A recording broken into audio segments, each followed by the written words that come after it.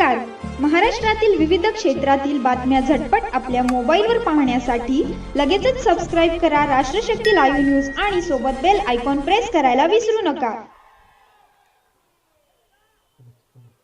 पंढरपूर नगरपालिकेच्या सार्वत्रिक निवडणुकीच्या निमित्तानं या ठिकाणी आज सांगता सभा प्रचार सभेचं आयोजन करण्यात आलंय.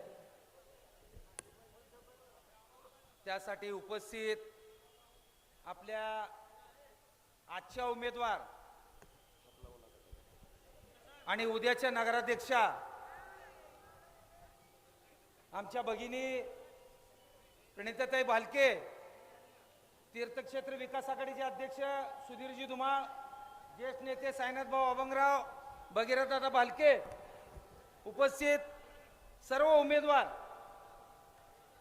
मित्रांनो, गेली 4, 5, 6 दिवस झालं, 8 दिवस झालं प्रचार चालू आहे. आम्ही सर्वजण सगळ्यांची भाषणं ऐकली.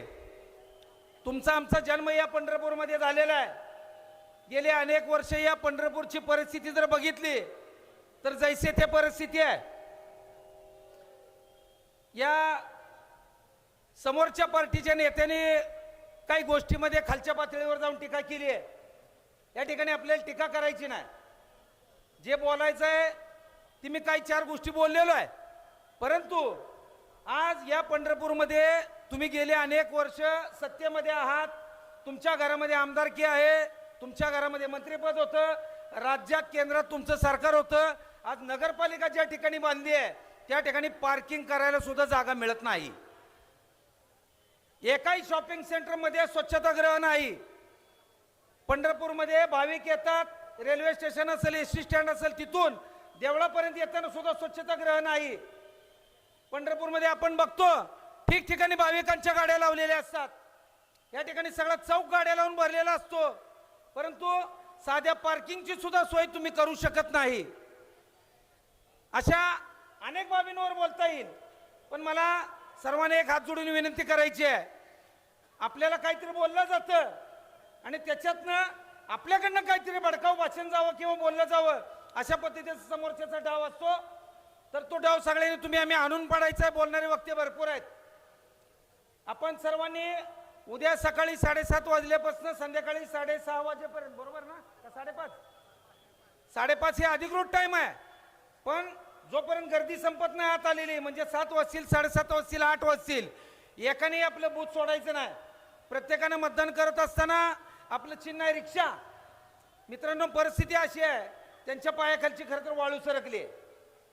आज काल जो प्रकार तिथं सांगोल्यामध्ये झाला तोच प्रकार पंढरपूरमध्ये होणार होता. इथं सुद्धा पोलिसांच्या दाढी पडणार होत्या, परंतु पुन्हा त्यांना लक्षात आलं सहानुभूती मिळेल म्हणून त्यांनी तो प्रकार खरं तर थांबवलेला आहे. आपण सर्वांनी जाणीवपूर्वक लक्ष द्यायचं आहे. उद्या सकाळीपासून ते रात्रीपर्यंत जोपर्यंत पेट्या सील होऊन त्या गोडाऊनमध्ये जात नाहीत तिथं सर्वांनी आपण बंदोबस्त ठेवायचा आहे. मागं एकदा नानांच्या इलेक्शनला माझ्या मते आपण 14ला आपली आळीपाळीनं त्या ठिकाणी आपण लोक थांबत होतो. 8-10 जणांची गस्त रात्रभर ठेवली होती. तशा पद्धतीनं, कारण काय आता लोक पंढरपूरमध्ये सगळीकडे चर्चा एकच आहे, निवडून तर आलोय, फक्त पेट्यात काहीतरी गोळ होऊ नये. निवडून आलोय कसं आहे, उत्तमराव जानकर आपल्या माळशिरस तालुक्याचे आमदार आहेत. त्यांनी त्या ठिकाणी काटेकोरपणे सगळं तपासलंय. त्यांनीच माझ्या मते भगीरथदादांना संपर्क केला होता. भगीरथदादाही त्या ठिकाणी जाऊन बघून आलेत. यांना पेटीमध्ये जर घोळ करायचं नाही ही जर लक्षात आलं, करता येऊ शकत नाही, तर कदाचित पेट्या बदलण्याचं काम सुद्धा उद्या रात्री होऊ शकतं. त्याच्यामुळं ज्या गोडाऊनमध्ये पेट्या ठेवल्या जाणार आहेत त्या ठिकाणी आपण सर्व कार्यकर्त्यांनी आळीपाळीने गस्त ठेवावी. तुम्हाला सगळं काय लय सांगायची गरज नाही.